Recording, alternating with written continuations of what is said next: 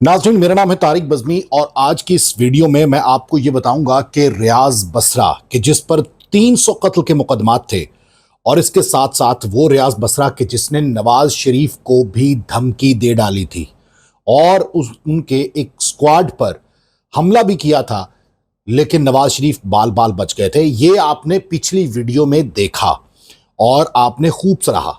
आज की इस वीडियो में मैं आपको बताऊंगा कि रियाज बसरा अपने दुश्मनों से कैसे इंतकाम लेता था, बिलखसूस एसएसपी अशरफ मार्थ के जिन्होंने मुल्तान में खाना फरहंग ईरान पर हमले के बाद एक ऑपरेशन किया और वो ऑपरेशन रियाज बसरा के लोगों के खिलाफ था।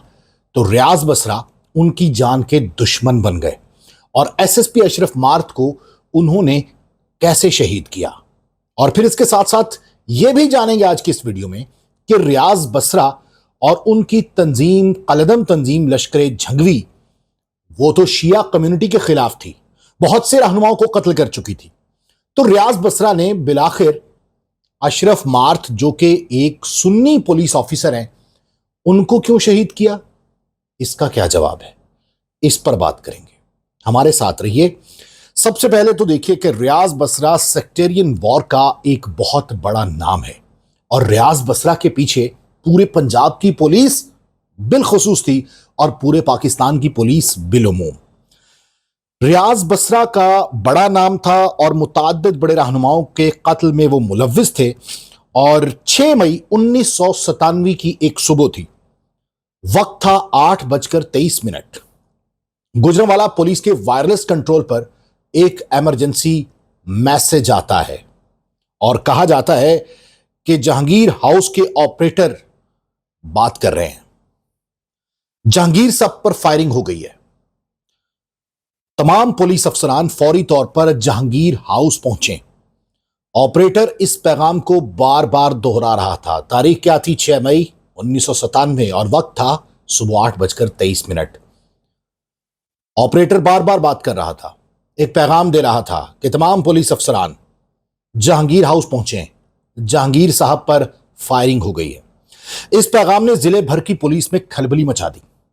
गुजरांवाला पुलिस लाइंस में एलीट फोर्स का एक रिजर्व दस्ता वहां पर मौजूद था। उसने अपना रुख फौरन जहांगीर हाउस की तरफ किया। पंजाब में जहांगीर हाउस या जहांगीर जिले पुलिस चीफ का कॉल साइन है, यानी वायरलेस पर उसको जहांगीर कहा जाता है। जहांगीर हाउस से मुराद सीनियर सुप्रिटेंडेंट हाउस है और जहां उस वक्त के गुजरांवाला के पुलिस चीफ, जिली पुलिस चीफ रहते थे और जिनका नाम था एसएसपी अशरफ मार्थ। उस वक्त के जो एसपीसीआईए हैं सलीम बट, वो बताते हैं कि वायरलेस पर यह पैगाम सुनते ही उन्होंने ड्राइवर को जहांगीर हाउस चलने की हिदायत की। हालांकि वो सेशन कोर्ट में एक मुकदमे की समाअत करने के लिए जा रहे थे, मुकदमे की समाअत के हवाले से पेश हो रहे थे। यह घर जो था जहांगीर हाउस, ये सेशन कोर्ट से 2 से 3 मिनट की मुसाफत पर था और उन्होंने जैसे ही वायरलेस पर यह मैसेज सुना एसपीसीआईए सलीम बट ने, तो उन्होंने ड्राइवर को सरपट दौड़ाने के लिए कहा कि जल्दी जहांगीर हाउस पहुंचो, वायरलेस पर यह मैसेज आया है। ड्राइवर ने कुछ नहीं देखा, उसने बहुत तेजी के साथ अपनी गाड़ी जो है वो जहांगीर हाउस यानी एसएसपी अशरफ मार्थ की सरकारी रिहायशगाह की तरफ दौड़ा दी। रास्ते में चर्च रोड पड़ता है और वहां पर कुछ स्कूल्स हैं। ड्राइवर ने नहीं देखा, सरपट दौड़ाई गाड़ी, अंधाधुंध ड्राइविंग करते हुए वो 2 से 3 मिनट 4 मिनट में वहां मौके पर पहुंच गया जहां पर एसएसपी अशरफ मार्थ गुजरांवाला के जिले चीफ पर फायरिंग हुई थी। वो कहते हैं कि सुबह का वक्त था और 2 से 3 मिनट का रास्ता उन्हें 2-3 घंटे का लग रहा था। कहते हैं कि मैं मौके पर पहुंचा सलीम बट साहब, और जाब के करीब पहुंचते ही मैंने क्या देखा कि वहां पर एसएसपी अशरफ मार्थ और उनके ड्राइवर तबस्सुम जमीर को शिफ्ट किया जा रहा हॉस्पिटल।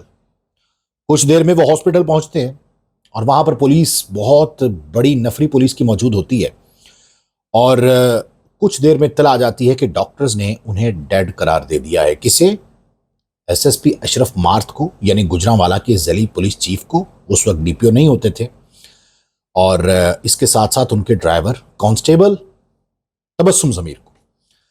इस वकुए की एफआईआर दर्ज होती है गुजरांवाला में और ये एफआईआर एसएसपी अशरफ मार्थ के जो गनमैन थे कांस्टेबल तारिक जावेद, उनकी मुद्दत में दर्ज होती है। एफआईआर के मुताबिक अशरफ मार्थ दफ्तर जाने के लिए अपने ड्राइवर कांस्टेबल तबस्सुम जमीर के साथ सुबह 8:20 पर सरकारी जीप पर रवाना हुए। दो गनमैन शकील और तारिक जावेद जीप की पिछली नशिस्त पर थे। जीप जो ही गेट से निकलकर डीसी रोड की तरफ मुड़ी, अचानक सामने से 3 अफराद नमूदार हुए और उन्होंने अंधाधुंध अशरफ मार्थ पर फायरिंग कर दी, जिससे वो और उनका ड्राइवर मौके पर जाँ भाग हो गए। और एफआईआर के मुताबिक गनमैन शकील को भी दोनों टांगों पर गोलियां लगी। उन्होंने जवाबी फायरिंग की, लेकिन नामालूम मुल्जमान दरख्तों की ओट का सहारा लेकर मौके से फरार हो गए। एफआईआर में कांस्टेबल तारिक जावेद की बाबत यह भी लिखा गया कि अशरफ मार्थ जब से गुजरांवाला तैनात हुए थे, वो दहशतगर्दों की जानिब से मिलने वाली धमकियों का जिक्र अक्सर औकात किया करते थे और मौलाना आजम तारिक, रियाज बसरा और मलिक इसहाक के हवाले से खदशात का इजहार भी करते थे। आज उनका कत्ल उन्हीं की साजिश और उनके ईमा से हुआ। ये एफआईआर का मतन है। अच्छा जी, एफआईआर के बाद मामला पहुंचते हैं इन्वेस्टिगेशन के पास। इस कत्ल की तफ्तीश के दौरान एसएसपी हाउस के 2 टेलीफोन ऑपरेटर्स अफजाल और इब्राहिम के बयानात भी लिए गए। वकूए की सुबह इब्राहिम रात की ड्यूटी खत्म कर रहे थे, जबकि अफजाल दिन की ड्यूटी के लिए पहुंचे ही थे, क्योंकि 8 बजे थे। अदालती रिकॉर्ड के मुताबिक अफजाल ने तफ्तीशी टीम को बताया कि सुबह 8:13 का वक्त था। अफजाल जो टेलीफोन ऑपरेटर है, जब एसएसपी हाउस के नंबर पर एक कॉल मौसूल होती है, यानी पीटीसीएल पर, और कॉल करने वाले शख्स ने अपना तारुफ कराया कि मैं रियाज बसरा बात कर रहा हूं, और ऑपरेटर से कहा कि वो एसएसपी अशरफ मार्थ से बात करना चाहते हैं। ऑपरेटर अफजाल ने कॉल करने वाले को कहा कि अभी वो नाश्ता कर रहे हैं, तो आप थोड़ी देर बाद कॉल कर लीजिएगा। रियाज बसरा ने धमकी आमेज लहजे में कहा कि मैंने अशरफ मार्थ से बात करनी है, मैं रियाज बसरा बात कर रहा हूं, अगर मैं वहां पे आ गया तो मेरी गन बात करेगी, मैं नहीं बात करूंगा। खैर, ऑपरेटर अफजाल ने फौरन जो डाइनिंग टेबल है नाश्ते का, उसके साथ एक टेलीफोन सेट रखा हुआ था, उस पर कॉल मिलाई, वहां पे थ्रू की। तो आगे से एसएसपी अशरफ मार्थ कहते हैं कि खैरियत है ना सब, क्योंकि वो इमरजेंसी के लिए होता है। अगर इंतहाई इमरजेंसी हो तो ये एक्सटेंशन उसके लिए यूज की जाती है।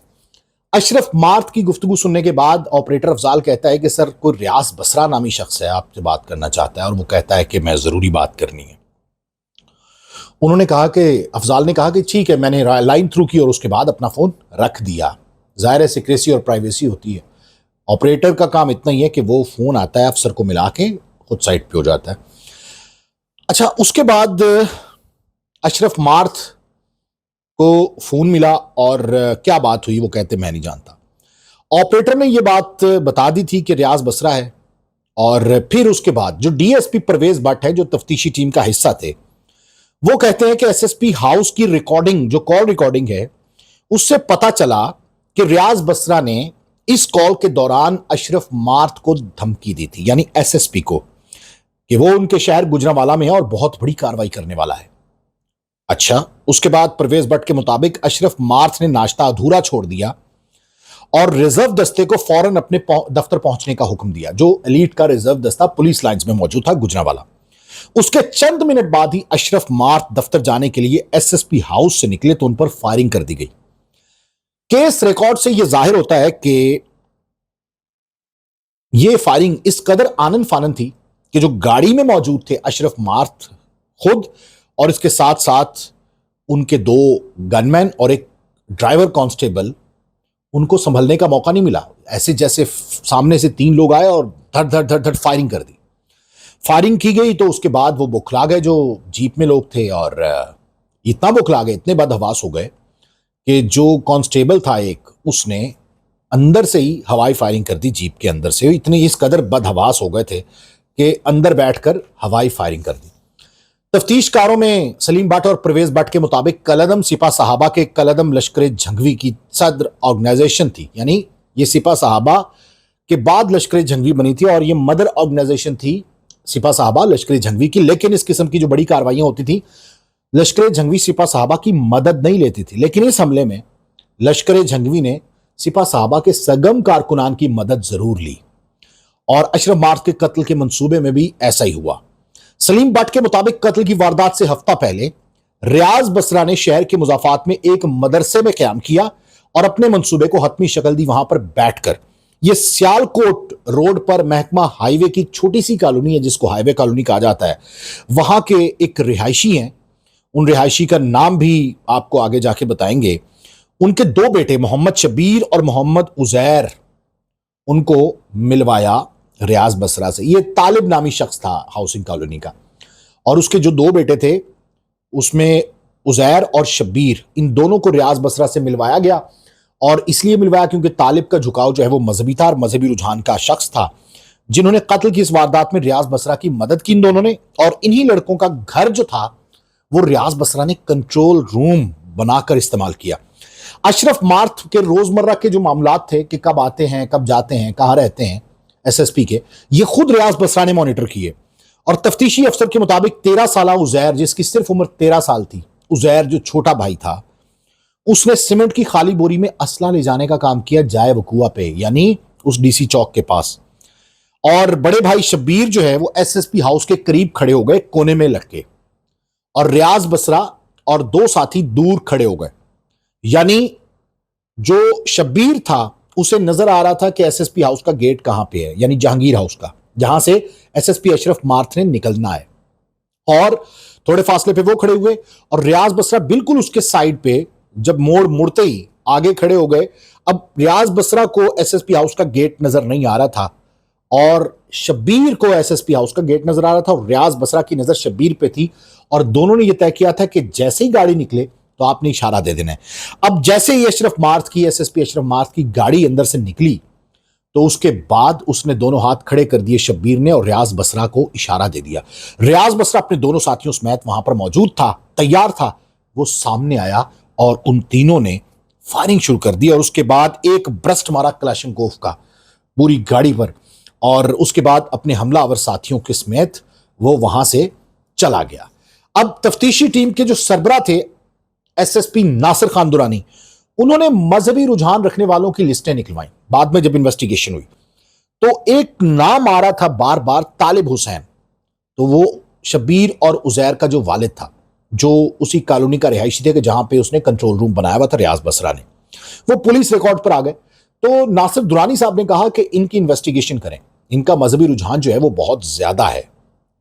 तो केस का सिरा मिल गया। तफ्तीश के दौरान मुलजमान को चनाब के करीब एक हेड कादराबाद का गेस्ट हाउस और उसके साथ साथ नंदीपुर गेस्ट हाउस में रखा गया था, और माहिर तफ्तीशी अफसरान की दिन और रात के औकात में ड्यूटियां लगाई गई थी कि तुम लोग इनकी तफ्तीश करोगे। और इनमें से बाज अफसरान ऐसे थे कि जो तशद्दुद में यदे तुला रखते थे, मतलब इंतहाई सफाक। वो मशहूर थे कि यार ये कोई जुर्म ना भी हो तो ये मनवा लेते हैं। वो उस किस्म के अफसरान जो है वो वहां पे रखे गए थे, तो जो तशद्दुद के लिए मशहूर थे। पुलिस अफसरान और खुफिया एजेंसी के अहलकार जब रोजाना रात को इन मराकज का दौरा करते तो मुलजमान की आंखों पर पट्टियां बांध दी जाती, और सीनियर अफसरान जो होते थे वो अपने असल नामों की बजाय कोड नेम इस्तेमाल करते थे कि आपने कोड नेम इस्तेमाल करना है, ये नहीं करना कि जी ठीक है असल नाम ले लें। मतलब आप अंदाजा लगाएं कि इस कदर खतरनाक क्रिमिनल्स थे, मुलजमान थे। तफ्तीशी टीम के सरबराह नासिर खान दुरानी को जब गुजरांवाला का एसएसपी लगा दिया गया, यानी अशरफ मार्थ साहब की जगह, तो मुलजमान उनके सामने पेश किए गए। तो उन्होंने मुलजमान की आंखों से पट्टियां हटवा दी कि यार पट्टियां ना लगाओ। अच्छा जी, यह वो दौर था जब शिया कम्युनिटी के रहनुमाओं और अफसरान को दिन दिहाड़े लश्कर झंगवी की जानिब से निशाना बनाया जा रहा था। एसएसपी अशरफ मार्थ पहले अफसर थे सुन्नी कि जिन्हें लश्कर झंगवी ने टारगेट किया था, और अशरफ मार्थ को मारने की सबसे बड़ी वजह यह थी कि रियाज बसरा यह समझता था कि अशरफ मार्थ बिलखुसूस उनकी ऑर्गेनाइजेशन यानी लश्कर झंगवी के खिलाफ कार्रवाइयां करता है। और इसी इंतकाम के लिए रियाज बसरा ने एसएसपी मार्थ को कत्ल कर दिया। पंजाब पुलिस में अशरफ मार्थ एक दबंग पुलिस ऑफिसर थे, और कहते थे कि वो किसी किस्म के डर और खौफ से बिल्कुल अलग थे। मतलब उन्हें किसी किस्म का कोई खौफ और डर नहीं था।